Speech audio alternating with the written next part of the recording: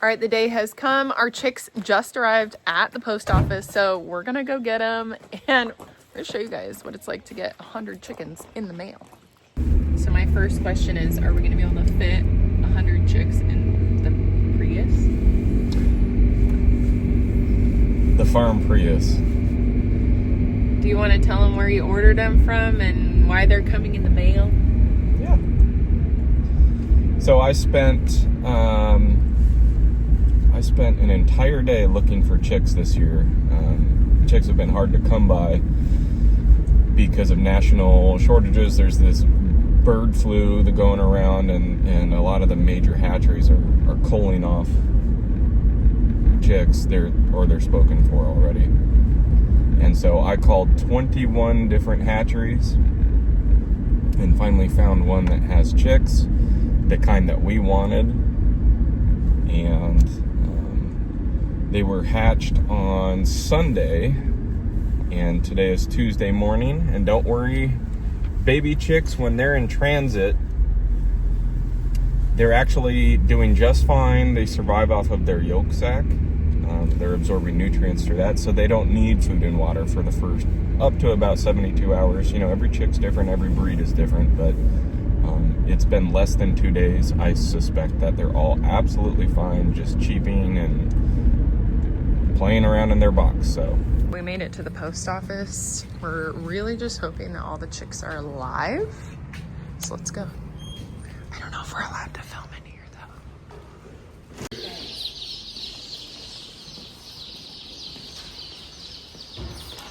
How did they fit them in that tiny of a box? well, chicks are about the size of a chicken nugget, so no big deal. We just got home. We got the chicks in the trunk from the post office. Yeah, and the post office will call you typically before they even open. Yeah, like they weren't even open today. No, because they want live animals out of there and alive. Oh my gosh, they're so cute. All right, we got to get them in and get them warmed up. Yeah. So they'll call you early, typically. Every time that I've had chicks or even bees, the post office will call you right away. So there's 100 birds in here. They don't need that much room. They're day olds. Actually, they're maybe 2 days old. And that's safe and totally fine for chicks because they're actually surviving off of their yolk sac. So we actually have their first brooder set up in our house. You want to tell them why? Yeah, that's something that we've just always done. We like our birds to be tame, and so this just allows us to control the temperature better, watch them, and it gives us a better opportunity to interact with them, touch them, hold them, so that they know that we're part of the flock, essentially. This is actually quite a large brooder box for chicks. There's 100 chicks in here, actually maybe a little over. Most hatcheries overpack, but this is more than enough room for 100. But as they get bigger, as time goes on, they'll actually graduate to, we're going to take the roosters and put them in a separate brooder box that we have. But this is a great one for starter. Just being able to adjust the heat lamp, so as time goes on, you want to cool it down slightly. 95 degrees is just right for brand new chicks. We have not mixed up the water yet, so in this pack there should be, I ordered an electrolyte mix. And day-old chicks, they don't need food right away. We'll dip their beaks into water just to get them a drink, show them where the water is, and then we'll feed them in a few hours. So it looks like we did buy 25 roosters, males, and we'll kind of explain what's going to happen with them later. But we have 25 Americanas, 25 Colombian crosses, and 25 Rhode Island Reds, or Rhode Island Blues, excuse me. So if you've ever had a Rhode Island Red, you know that they're an excellent laying bird, very high production. This is essentially the exact same bird, but they have the genetic disposition of having slightly blue-tinged feathers.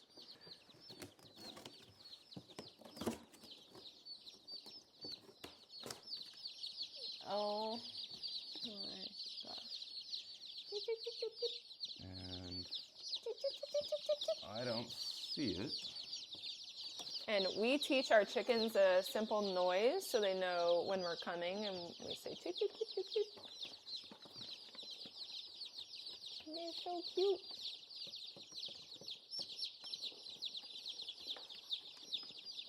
They're so cute. So we got most of the chickens in, but why don't you show people what's really important to know, like when they first get their chicks, what do you need to do? Yeah, typically they've been in transit for 24 to 48 hours, up to 72 hours. What you want them to do is drink first. It's not a bad idea to give them an electrolyte mix. A lot of your farm stores will carry that. I'm sure it's on Amazon as well. These are cockerels or baby roosters on this side, but the first thing you want to do is, so when you hold them, you just support them completely. I'm being very gentle here. So I pick them up like this in my dominant hand, and I leave my pointer finger so I can push their head down a little, like that. It's very gentle. And I take them and I push their head down into the water, and you can see this one kind of shook it off, but that way you let them know where the water is, and these things are only 2 days old, and they will run around and find it, just like these ones. They kind of remember where it's at, and they drink away.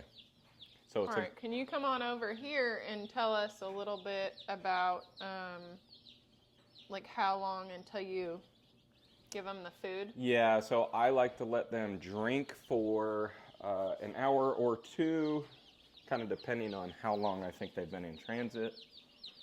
But an hour or two so that they can find the water, that they're hydrated, they're all running around, I know that they look healthy. And then I'll introduce the food, and they naturally are pecking at things. They found the food right away, and all their little heads are buried in it. And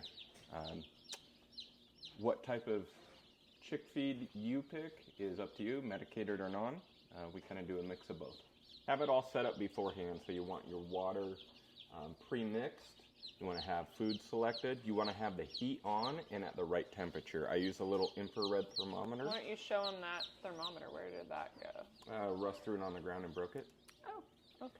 But that's our son. We'll put a still clip in of what it looks like. But I just use an infrared thermometer, get the height correct. This little brooder box that we have here is set up to adjust the height. So as they get older, they need less heat, and we'll be able to accomplish that. There's kind of a lot of cords and heat lamps, so it's actually really important for people to be careful. Coming from a firefighter background. Yes. These are wired up. They cannot move. There's wires and chains.